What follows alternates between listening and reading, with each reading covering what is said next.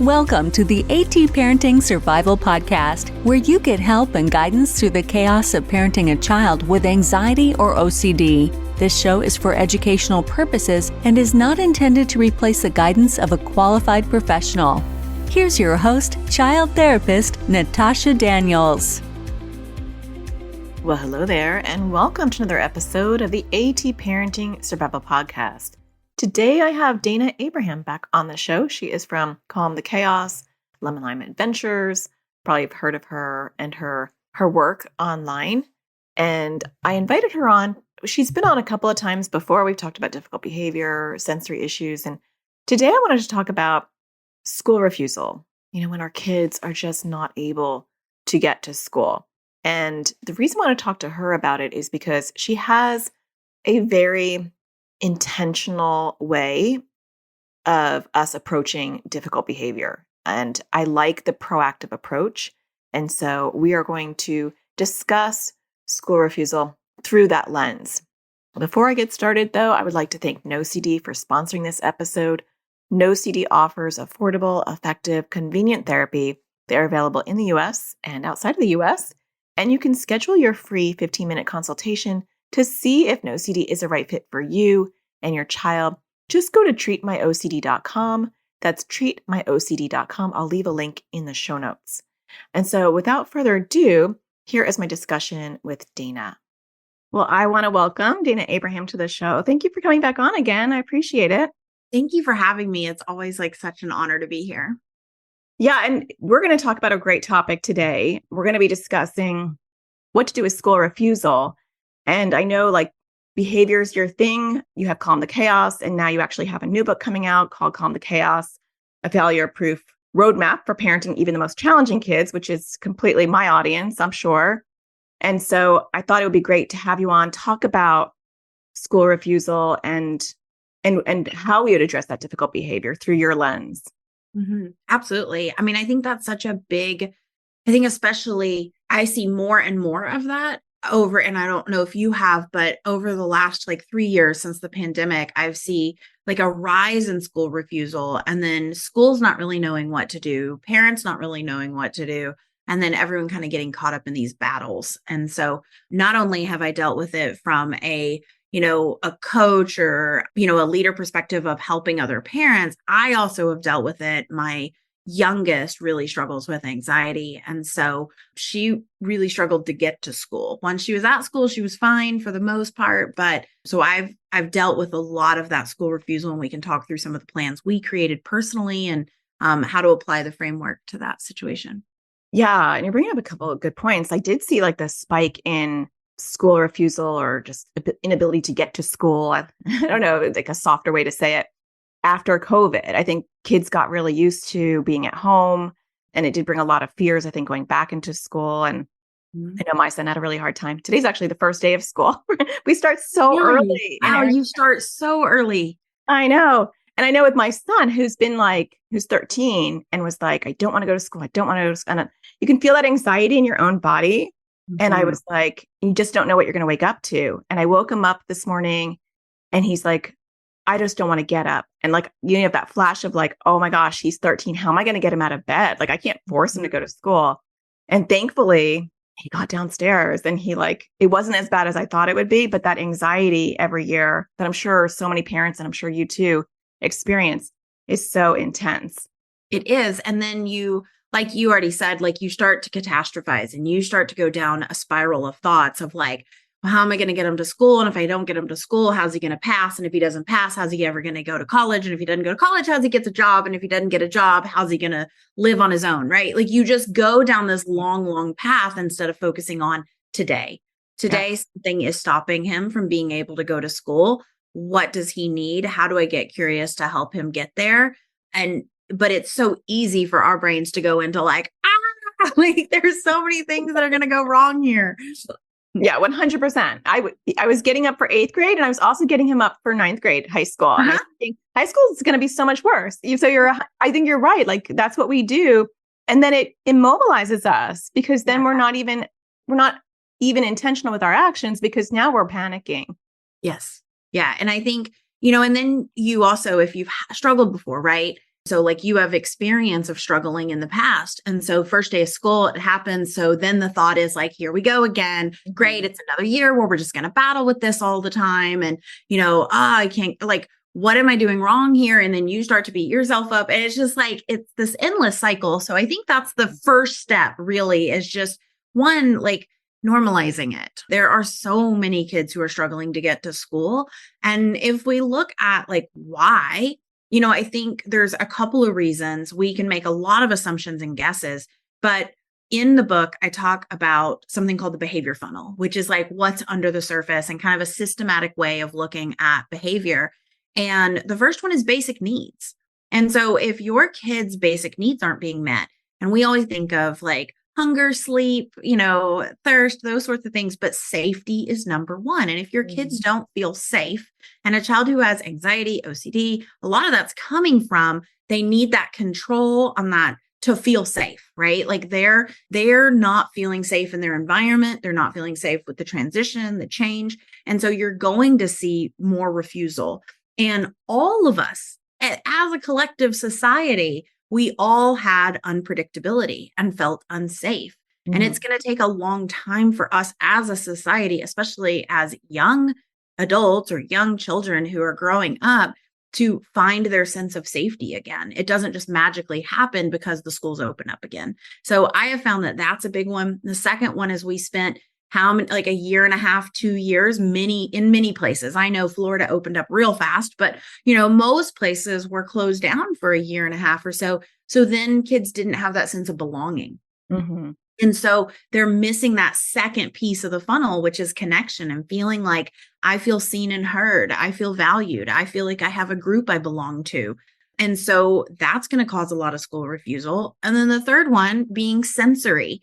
And so if kids have been learning at home, if kids have been at home in their safe place and they know how to regulate their sensory systems at home, whether they know that's what they're doing or not, a lot of times parents of children with anxiety and OCD, like they are really aware of their kids' sensory needs. And so creating a safe place for that, but going into the school with the bright lights and the bright walls with all the pretty decorations and the sounds and the transitions and the movement, that's like sensory overload for so many children, and yet would cause another reason for children to not want to go to school. Yeah. And I like that, taking it one step at a time, looking at the behavior funnel and looking at like what is causing it. And instead of just diving in and I think a lot of times parents are just like, you have to go, I go to work, and we're at the end of that cycle of where we need to be headed. Yeah. And one of the things that I talk about a lot is I think as parents, we jump into the strategies, the solutions, the tools, the fix it.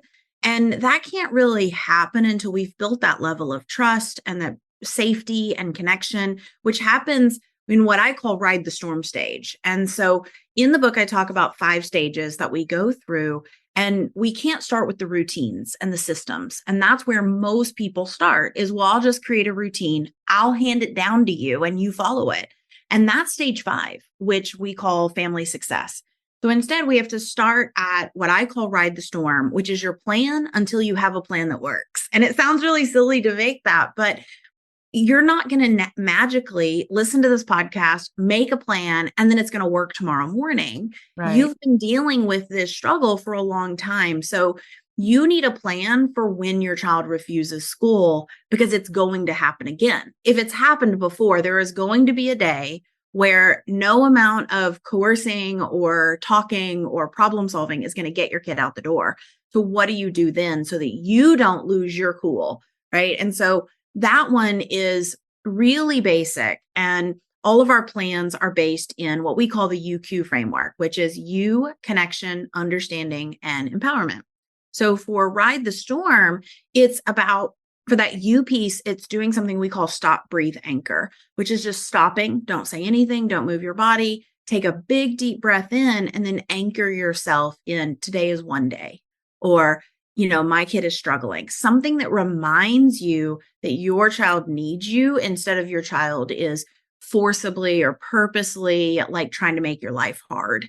And then the connection piece is less about talking, less about, playing or validating. At this point, it's just about changing your body language, because what happens when our kids are refusing? You're like, like you like that let out that big sigh, like, here we go again. Your eyes change, your shoulders change, your whole body changes. And so if you can just do kind of like a laser scan over your body and say, am I sending signals of danger, which is going to make them more stressed out? Or am I sending signals that they are safe, that I'm their safe place? They can have these big emotions, these big feelings, these big fears, and we're going to work through it later when we're both calm.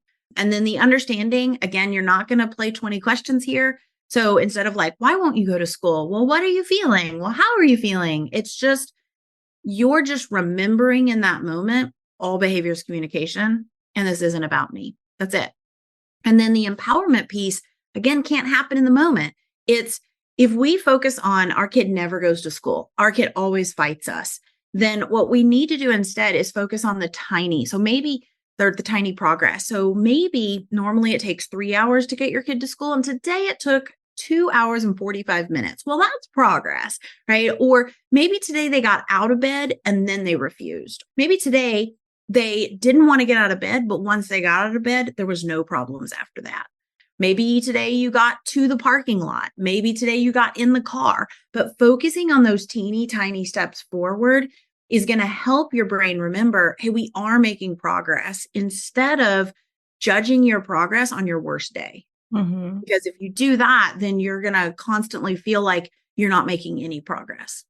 Yeah. And I love how you're starting with the parent, because a lot of times we want to know what to do with our kid, and what should I tell them, or what should I do? What should they do? How do I get them to do this? And I think it's just so good to start with yourself. I mean, I did that this morning. It's kind of funny that we're talking about this and like this is happening this morning, because it was the same thing. Like, I recognized that I was like thinking about college, and I recognized I was stressed. I like the way that you're talking about anchoring yourself, because I've been just trying to do that in the last few years in general. And then what you deem a success. I mean, he got out of bed and he went on the couch and he took a blanket and he put it over his head. And, and I could have been like, he needs to eat. He's got restricted food intake issues and all sorts of stuff that normally I'm like hammering him to like, but I didn't. I was like, you know what? He's on the couch and like, I think he's going to go to school. He put it, he like brushed his teeth, he said, and like, oh, right, he's going to be starving. And so like, I just got his water bottle for him and put it in his backpack, and I just let him sleep until it was time to go. I think that's a hard thing to do for some parents, like. Well, I think that there's a lot of fear around, am I allowing this behavior, or am I, where's the line between pushing them out of their comfort zone? And I have this analogy I've been sharing lately, and my husband's like, man, you love this analogy. And I'm like, yeah, I really do. So you'll have to let me know if it lands with you. But this analogy of like, there's a good time to go shopping for sweaters and there's a bad time to go shopping for sweaters. Going shopping for sweaters after I've been in the sun all day and I've got a massive sunburn from head to toe is not the day to go shopping for a new sweater, right? Because any wrong texture, it is going to be painful. It's going to be uncomfortable. I'm going to get miserable and frustrated really easily. Whereas if I've had, it's winter and I'm warm and cozy and I haven't really like, maybe I just got done with a massage even, and I'm just like feeling great. That's a great day to go shopping for a sweater, because if something's uncomfortable, I can just take it off. But if I had a sunburn and I put something scratchy on top, it's going to be absolutely painful. And I think about that with pushing our kids to school. And if we can remember that it's a can't, not won't, there is a reason, even though our kids might look like they're purposely doing it, and they might just be like, oh, they're just giving me a hard time. Like, no, there is a reason. You might not understand the reason. You might not agree with the reason, but to them, it's super valid. And so just remembering that it's can't, not won't. Today, they have a sunburn. Today is not the day to be pushing them out. The day to push them out the door is when they're getting up and at least getting on the couch, when they're getting their food in their body, when they're like, and really the time to do it is ahead of the moment, like far ahead of the moment on a weekend or the week before, and be like, all right, let's make a plan for when you don't feel like going to school, right? Like that's when you're doing it. I like the analogy because I think that makes sense for a lot of anxiety and OCD. A lot of times it's in the moment when our kids are panicking or they're like in a compulsion loop and parents want, it's triggering their fear. So they want to solve that in that moment. And definitely with the school refusal, in that moment when your kids are digging their heels in, that you're not going to make progress. No. Picking them up and just dragging them to school, that's not going to help. I always say that in the moment you feel like, well, if I just force this, if I just make this happen, if I just push through this, then it'll be better for all of us. But really, you end up like either more disconnected than when you started, if you are able to finally push them and get them to school, or as you said, your kid's 13, you can't pick them up and get them out of bed, And so, but when our kids are younger and we attempt that, or we just drop them off crying and then we leave, sometimes we're causing a bigger pull than actually helping. And I always say that then they're not going to feel good. You're not going to feel good. And you're going to think about it the whole rest of the day. And you're not going to be super productive. Whereas if you take the time to allow it to kind of play out, a lot of times it's so much less time. A lot of times it's 15 minutes or 30 minutes instead of hours of fighting. And then both of you ending up really frustrated. Yeah. So once you have that, you're kind of anchored and you've, reframed your thinking, where do you go from there?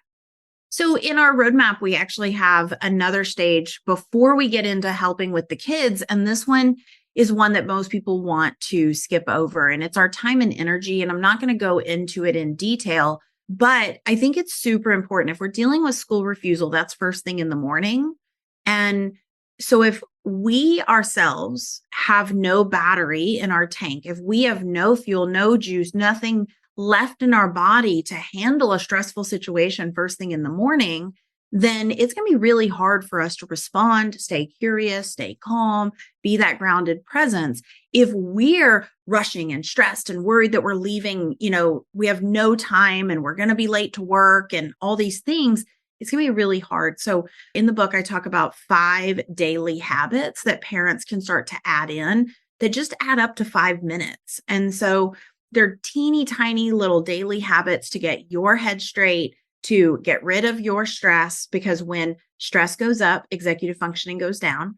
And so when we don't have the skills to stay organized, we don't have word retrieval, when we're not able to stay focused, it's going to be really hard to help our kids get out the door. So that'd be the next step, is just making sure that you're not on empty when you start your morning.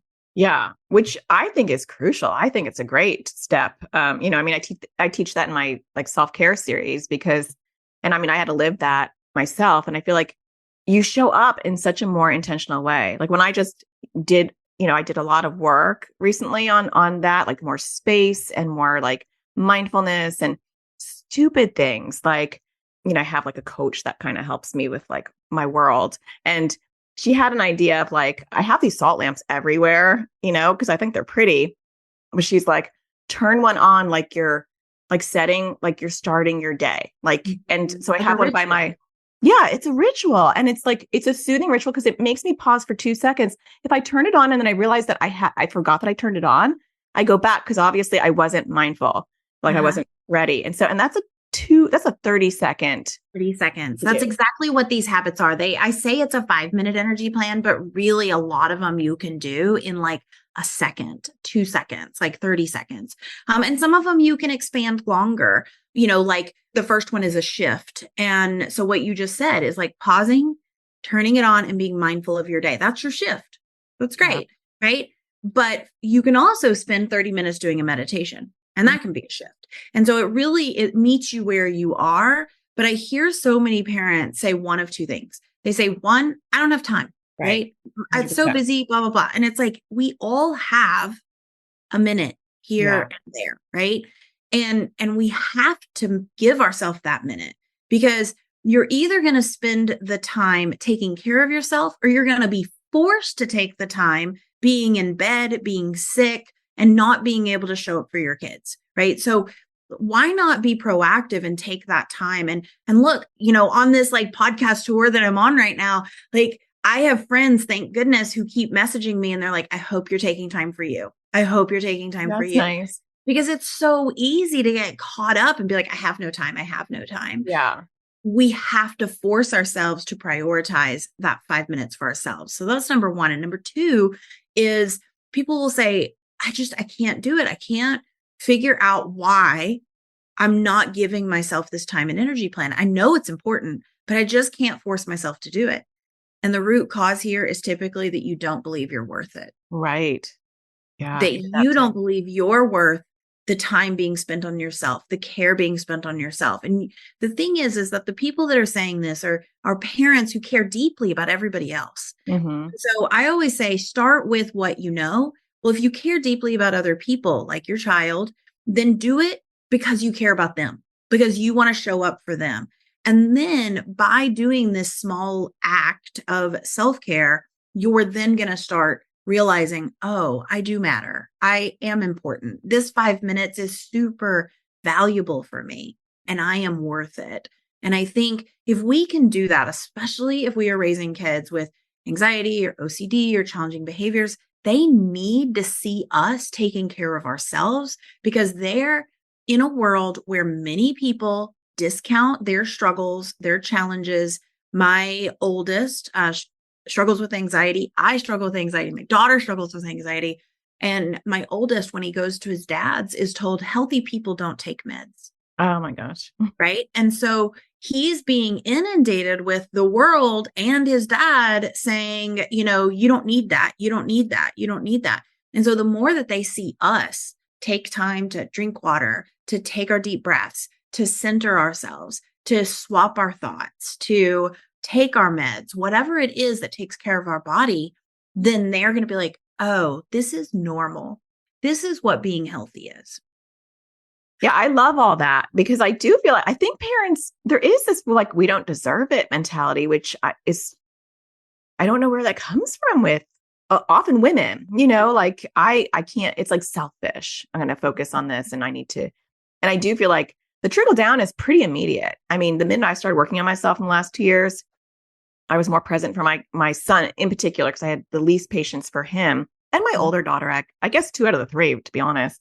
And they notice the difference, and it is modeling, we're talking about them using all these coping skills and when we don't use them or we lose our cool, so it's and if we don't have that energy, we can't even access our coping skills. And like what you're saying, you're more present now because you have that time and energy. And again, I don't want to pretend like life isn't hard for many parents who are listening to this. I've been there. I've, been where we were dealing with 3 to 5 hour meltdowns a day and we were left with nothing. And I wish I had had someone then who said, just take a minute, just take 1 minute to yourself in the mornings. And actually the way that I kind of climbed out of that was I started just taking a shower.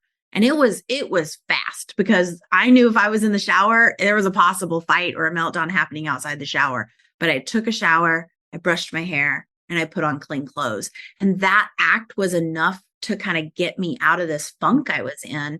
That was really hard for me to show up for my kids. Yeah, that's such a good example. Like even just showering and taking a moment to take care of your needs or eating something or having a cup of coffee, something to set you for the day. Yes. So what's the next step after that? I know you kind of like, I like you're very systems oriented, and I think that parents need that, the step and another step. And then, so we're just kind of doing broad strokes. We are, but we're focusing just on school refusal, which is, so I kind of shows how you can apply this to one specific struggle or like high level to your family, right? Yeah. So the next stage is in the moment. So diffusing the bomb and really what do I say and do in the moment? And you still apply that UQ framework. So the U piece is thought swap. So we talk a lot about being able to swap your thoughts from negative, disempowering thoughts to more empowering thoughts. And we use something called thought monsters and super swaps. And so the idea is when this happens in the heat of the moment, who am I going to call on? Like what typically comes up? And one of the easiest ones is always a never beast. Like that one is an easy one for parents to kind of wrap their head around. It's also a great one to teach our kids who have anxiety because they're just thinking in absolutes, right? So But this always and never beast, it forces you to kind of look at absolutes. My kid always refuses school. My kid never goes to school. My kid always puts up a fight. My kid never listens to me, whatever that is. And so in the moment, you call on Fact Finder Freddy and you say, Fact Finder Freddy, help me find proof that it's not always or never. And you're like, okay, when my kids had a long day the day before, they're going to have a hard time getting up the next day. When it's a new situation, my son's going to have a hard time waking up. When there's an event happening at school, my child's going to struggle to go to school, right? So when this happens, then I'm going to see more struggles. It makes it easier for you to go, oh, not only can you preempt now, but it helps you have so much more compassion when you're like, oh, okay, today's picture day. Oh, okay, today's a new school, right? Like those are, first day of school, those sorts of things can be really helpful. Or yesterday he went to a birthday party and that just took everything out of him. And so today's going to be hard for him.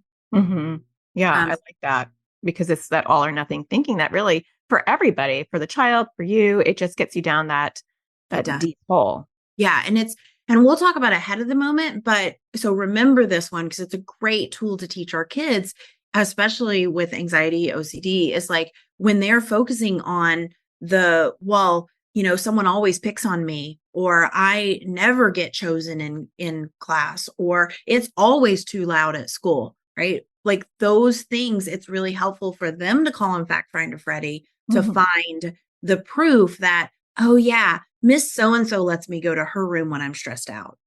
Or I had a great time doing math yesterday, so maybe I'll be okay at math today, right? Like helping them find those small bits that are, instead of looking at it as a whole and saying, oh my gosh, all of school is hard. Yeah, I like that. That reframing of thinking is so important. Yeah. The connection part in the heat of the moment is closer and lower. So the example I have here is in the book, I actually share a school refusal story for this one in particular. One of our students, Leslie, her son had massive anxiety. And so when it was time to go to school, he would run away and he would hide under the bed or he would hide in the closet, but he would run and hide and she would chase him. And so that just, created this like stress and this arguments and these fights in the morning. And so what she did instead is she knew she couldn't chase him, right? So before saying like, it's time to go to school, she would actually go and sit near him. And sometimes he was already under the bed. And so she just like got down on the floor and just said, I'm here when you're ready. And that's it. That was it. And they came up with an ahead of the moment plan that he would then do a thumbs up or thumbs down, that he was feeling okay for school or not okay for school.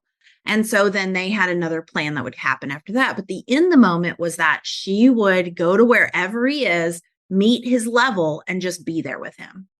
And that made a massive difference for her and for him so that he knew, okay, mom's not here to fight me. Mom's not mad at me because I'm not going to school again. Mom's not mad because I can't go to school today. She doesn't believe I won't go to school. She knows I'm struggling and she's here with me. And that time helped shorten the time that it took him to get to the next step, which would be the kitchen table or which would be the car, but just staying kind of near him and close to him and knowing, okay, I'm here. And it was proactive. I like that. I think a lot of what you're talking about is having this intentional, proactive plan that your book kind of outlines. And so you don't have to think about these things in the moment because once you do your system, like you understand the steps that you're going to be taking, you can even like literally just be like, what step am I on? What am I doing? Okay, I have to do this first. 100%. Yeah. And I like the nonverbal with the thumbs up because a lot of times kids just lose their ability to verbalize their feelings. Especially if you're dealing with school refusal, right? Like being able to just be like thumbs up, thumbs down. My daughter at school had a card system like that she wouldn't even raise her hand at school. And so having a card system on her desk that she could do a purple for I need help, red for I feel like I'm having a panic attack, yellow for I'm, concerned, green for I'm feeling great. Oh my gosh, I love that. That's great. Yeah, it was that really helped. That was an ahead of the moment plan that we came up with for her because we really realized how serious it was because my daughter broke her arm last year and she broke it at school on the playground and stayed at school the whole rest of the day. Oh my gosh. That would have Why? Because she didn't raise her hand and say she hurt. Oh, it's so sad. Yeah, like that's how how I was finally able to share with them. And they were like, no, she speaks up, because my daughter's a model student. So they were like, she speaks up. She's fine. We don't see these problems at school. And I said, okay, I'm going to ask you a question. Does she raise her hand when she knows the answer, or does she raise her hand to ask a question? And she goes, oh, she only raises her hand when she knows the answer. I said, right. She's not going to ask for help. She's not going to ask for support, because she doesn't want to be a bother, because that's just how she is. Like, and so we have to create some sort of nonverbal plan for her. And that helped tremendously, because once she knew she had a plan, this goes back to in the moment, ahead of the moment. But like, once my daughter was refusing school because she was afraid that she'd have a panic attack at school and her friends would see her have a panic attack. Now that she had a tool at school, it was easier to get to school because she wasn't as afraid of what happens if she has a panic attack. Right. And I think that's key as you're building up on these steps, like understanding the behavior tunnel and understanding, or funnel, I think it is yours. And we can tunnel it too. That works. You can tunnel and funnel it. Yeah. But then, you know what to bring to the school. I think sometimes people expect that the school is going to come up with these amazing, like proactive plans for anxiety or OCD and school refusal. And they're not equipped. No, not with anxiety, because so what you have to remember is at school, like they're equipped with the technical, like learning education. And I was a teacher. So, you know, I have 12 years in the classroom. And so they're equipped with that. And they're equipped with accommodations for a very diagnosable challenge that affects learning. Now, that's the key word there. If they don't believe or perceive that it affects learning, then you're not going to get a whole lot of accommodations. You have to fight really hard, and they just don't have an understanding of anxiety. And it's hard to get a diagnosis for anxiety. We went to our, general practitioner, and my husband was like, can you just do some physical tests? I just want to make sure that there's not actually something physically wrong with her that we're missing. Because she was lethargic, she was low tone, she was complaining of her body aching, all those things. It was still anxiety. And he said to my husband, you don't have a physical problem, you have a parenting problem. I would never let my child act like this. She just needs to go to school.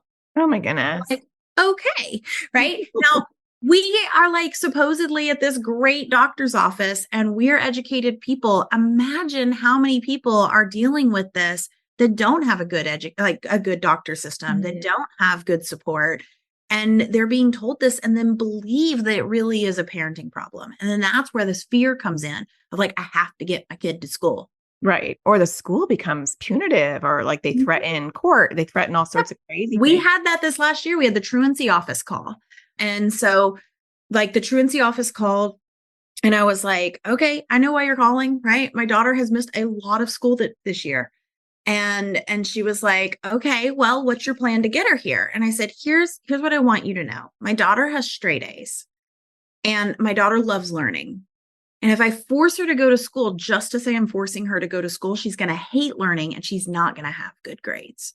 So it's going to be detrimental to her. Whereas when she stays home because it's hard for her to get to school. She still does the work at home. She still learns. She still does these things. And so the truancy officer was like, oh, I totally get that. I'm going to put that in here. Like, we're not going to bother you anymore. Wow, that was lucky. I was like, okay, all right. There was probably more to that conversation, but the school itself was the one that called the truancy office. She's like, we weren't in charge of this. Like, they notated it, and they called us and said, this kid keeps not coming to school. Even though we had sat down at the table for accommodations, even though we had talked through solutions, they still reported us to the truancy office, even though they knew why she wasn't coming to school. Wow, so scary sometimes. Yeah. So you do have to advocate for sure. You do. And it's a very real concern or worry. And I don't want to discount that either for parents who, are on a one income household or need both of their jobs. But I also want to say that sometimes we can be so in the struggle that we don't see the other options. And I think if you're worried that your kid, refusing school is going to keep you from being able to work, I would go to work before the school year starts. And I would say, hey, this is something that happens with my kid. This is why it happens. And here's what I'm willing to do on the days that he can't get to school and I can't get to school on time. Are you open to that? And that might be something like, I'm willing to work late hours. I'm willing to take work home. I'm willing to, take on someone else's whatever, right? But like letting them know before it happens instead of just being late every day and then just suddenly getting fired, right? Being proactive even at work so you can reduce that fear and loss of income or things like that, because that's not your kid's problem. Your kid's problem is not loss of income. And so we don't want to force them to go to school just because we might be stressed or worried about the outcome. We just have to problem solve about how can we get around this. I think that's brilliant because even though it's so obvious, I don't think a lot of us think that, and some people may not be in a position where their work is going to be flexible, but there are a lot of people who have work where if they were upfront and said, I can work from home or I can work extra hours on this day or I'll pick up this extra shift proactively, then your stress level in that morning, like you have to clear your morning sometimes for some, depending on how acute it is.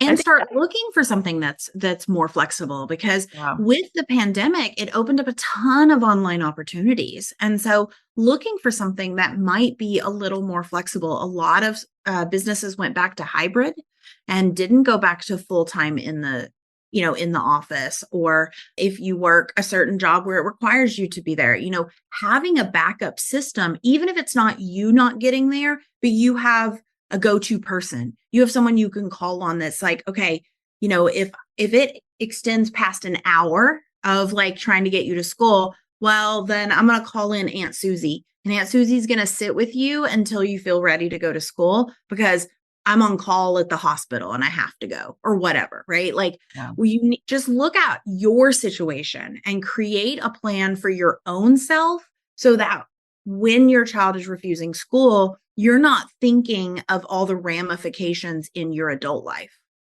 Yeah, 100%. Because that adds so much of the stress when you are like, I am going to be late for this appointment. I remember being like, I have a therapy appointment like in 20 minutes. I have to get going. And my daughter was kindergarten, first and second grade were really rough school refusal.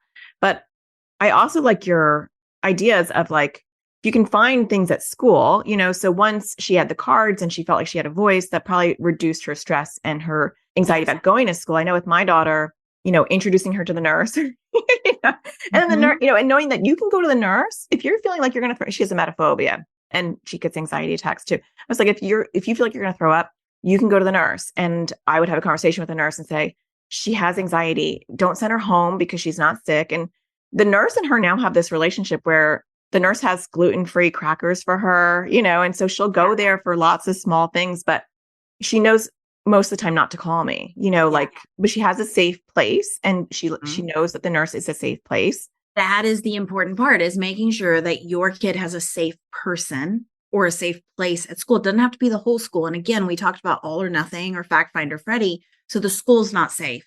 No, the whole school's not safe. Let's find one person that's safe. Let's find one room that's safe. And let's start there. Let's start small. And having that support system in place is so important for our kids and for us. And we can even apply that always and never and Fact Finder Freddy to, or like we use DJ Break It Down. But like, if you're looking at the whole day and you're like, my kid is refusing school, that must mean they're going to miss the whole day. Well, it doesn't have to. It gets just, so when my daughter, every time like my daughter starts to refuse school, in the moment, my plan is, okay, I do my little thought swaps and I say, my say, do, provide, which is the empower piece, is like, okay, I hear you don't want to go to school. I'm going to go ahead and start breakfast. Let's only think about the next step. So I only focus her on the next step, the next step, the next step. We don't talk about school. I said, that's fine. Yeah. We're not going to talk about school right now. Yeah. Let's just talk about going to breakfast. And she's like, well, you're going to make me go to school after breakfast. And I'm like, nope, just let's focus on breakfast. Let's focus on getting clothes on. Let's focus on brushing our teeth. Yeah. Let's focus on making a lunch, right? Like tiny baby steps. And then once everything's done, it's like, all right, so how are you feeling right now? Oh, I'm worried. Okay. Can you tell me what you're worried about? Now she's ready to talk to me. She wasn't ready when she woke up. And so now maybe we're 30 minutes late, maybe we're 45 minutes late, but now she willingly gets in the car. She says goodbye to me. She hugs me. She says, see you later. And she has a fantastic day. And she's 45 minutes late. No problem. Yeah. Right? Like, I would much rather her be late, go to school happy, and feel successful and be open and accessible for learning the rest of the day than for A, her to miss the whole day, or B, for us to have a fight, me drop her off, her crying, her fighting me, all of that, and just say, go to school, you're going to school. And we open the door and I push her in because she's not going to learn. She's not going to be receptive to learning. She's not going to hear anything the teachers are saying. And then she's going to feel ostracized because all her friends are looking at her. She's the girl who cries when she comes to school. Yeah. Right? So I want to make sure that I'm helping set her up for success when she gets to school. Yeah. It's so important. It's time we put help directly in our kids' hands. Introducing Crushing OCD course for kids and teens. It was way more helpful than all the other therapy we've ever done because we didn't really know what to do. So we weren't really doing it before. So the course helped to figure out what the exposures are and how to do them. We're not in therapy and find it really hard to find an ERP trained therapist here. So we're currently with like the public health service, but again, they don't seem to be trained in ERP. It's filled that gap that we don't have that was desperately needed. This was really well timed for us to use between therapists and to help us get off to a good start with this new practice. It was easy to use. I was able to do it from my phone or also on the computer. There's different ages, so there were younger kids, there were teenagers. And so that was really nice too, to have a variety of ages where it wasn't just geared towards younger kids or older kids. It was a nice variety. It's helpful for our kids to hear it from this third party as opposed to just us saying it. I really like the offense and defense method. I love working on poking at OCD while it's sleeping. It makes it a little bit easier to do and it's kind of fun. I'm planning on using it to work on my fear of holding or touching batteries and stuff like that. So it was really helpful and I think a lot of other kids would like it. I thought that I was the only one who had worrying about the weather and stuff. And then there was somebody else on there who worried about the same thing, which was really helpful. Seems less scary to work on stuff now that I've watched this class and I'm more interested to work on it. I like trying to do more exposures still and before I wasn't, I just didn't want to do them. I've worked on some of my bigger compulsions and been successful. I realized that it was helpful to do the exposures. Before it was really, really hard. It's still hard, but it's helpful to know that I need to do them. Before there would be a lot of battles about it. So it is definitely less loggerheads. Really, really good course and super helpful. Definitely would recommend this. It's really easy to follow. It's nice bite-sized videos. I really like the worksheets that go along with it, and I think it's really helpful. To learn more about this course and register your child or teen, go to atparentingsurvivalschool.com. So is there another step? I don't know how many steps are Well, we were talking kind of in the moment and then going back and forth between in the moment and ahead of the moment. And I find that's what happens is when you get to in the moment, you're creating a plan for what to say and do in the heat of the moment. And it's less about all the scripts we see online. It's more about creating something for yourself and almost treating it like a science experiment and saying, okay, my plan is I'm going to say, I hear that you don't want to go to school. I'm going to get the thing I'm going to do for you is set your clothes out, right? Or whatever. The thing I'm going to provide for you is your breakfast is going to be ready when you get downstairs, or I can give you a hug, whatever it is, right? You pick that ahead of time and that's your in the moment plan and you stick with it. And then you treat it like getting braces at the orthodontist. It's not one and done. You go back and then they have to tweak your upper left. And then you go back and they have to, tweak your lower right. And it's these small, tiny tweaks. So if the phrase you're saying is triggering your child even more, change the phrase. If the thing you're providing isn't working, then change the thing you're providing. But don't throw it all out. Just change one tiny piece of your plan at a time. And as you're using that in the moment plan, when things are settled, like after school, or when you're playing with them later in the day, or when you're sitting down for dinner, or maybe even over the weekend, you can start creating an ahead of the moment plan with your child. And that's where you're problem solving, you're kind of spiraling things out and saying, where do we need a plan? What do we need to tweak? You're building skills, you're teaching those strategies, those coping mechanisms we were talking about. And now you have a plan that they can use ahead of the moment as well. So now you're helping them create a plan. Yeah, which is lifelong skills. Yes. I mean, that's ultimately the goal is we want our kids to be able to do these things for themselves as they, struggles and things like that. Yes, absolutely. And then from there is that stage 5 where you're starting to create, now that you have these ahead of the moment plans and in the moment plans, you're helping your child create new systems. So maybe they have a personal boundary. When I feel this way, I can do this, right? Or, my daughter has like a little door hanger and she turns it over when she needs alone time, and she turns it one way when she's feeling like guests can enter. Like that's her system for, I'm feeling a little like alone, right? Like I don't want anyone coming in. And so you're creating those things. You're creating the routines. That's a system. You're creating an agreement, right? So if you've got a kid who, when they're anxious, they hit or they bite or they do something that's a little aggressive, then maybe the personal boundary is like, or an agreement is, we agree that, we'll be kind to each other. We'll treat each other kindly, right? To the best of our ability. I always add that because our kids are never doing what they do on purpose, right? And so in the moment, the agreement might be, if you kick me, I'm going to move away, right? So instead of just like, don't kick, or I can't let you kick me, it's, I don't want to get kicked. That's the personal boundary. I don't want to get kicked. So I'm going to move to the other side of the room. If you want me near, I need you to stop kicking, right? That's the personal boundary. But if the kid is kicking, that's their way of like dealing with this emotion. It just means you don't have to be the end of it. You can say, if you're going to kick, I'm just going to move this way. And being able to say, I want to be in the room with you, but I don't want to get hurt. Right? That is really helpful too. So you're moving into more of systems and strategies that you guys are going to use as a whole family. Yeah. So a nice, good framework of how you're addressing the things that are coming up just on a bigger scale. Yes. I like that. So can you tell us a little bit more about Calm the Chaos? I feel like you kind of broke it down a little bit and about what's going on in the book.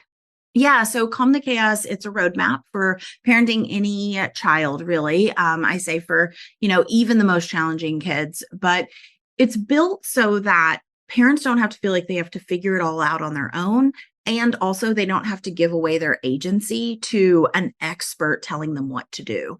And so what I've done is I've coupled best practices into the UQ framework, which is you, connect, understand, empower. But then I've broken it down in a way where it can be adaptable to any child, any family. It's not cookie cutter. And then it meets you where you're at with that roadmap. And because if you're in survival mode, if you're stressed out, if your kids are stressed out, jumping into solutions and strategies, you're not going to be able to access them, or your kids aren't going to be able to access them. And so starting with that ride the storm, and then time and energy in the moment, ahead of the moment, and then family success allows you to build on each plan as you're going. Yeah, I love that. I think that makes so much sense. So I will leave a link in the show notes. People, I'm sure, can find Calm the Chaos anywhere. I saw it. It was already on Amazon. It's being released. It might be released once this podcast is already up. August 15th is the release date, and they can go to calmthechaosbook.com and get some goodies as well. Oh, nice. So I will leave a link for that as well. So thank you for coming on. I appreciate it. This has been awesome. Thank you so much. Well, I hope that you found that helpful.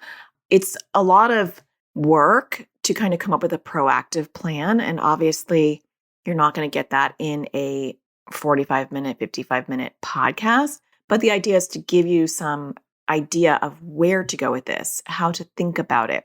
Definitely check out her new book coming out. Actually, it will be out by the time this podcast is out. And so you can get that wherever you buy your books. Calm the Chaos, a fail-proof roadmap for parenting even the most challenging kids.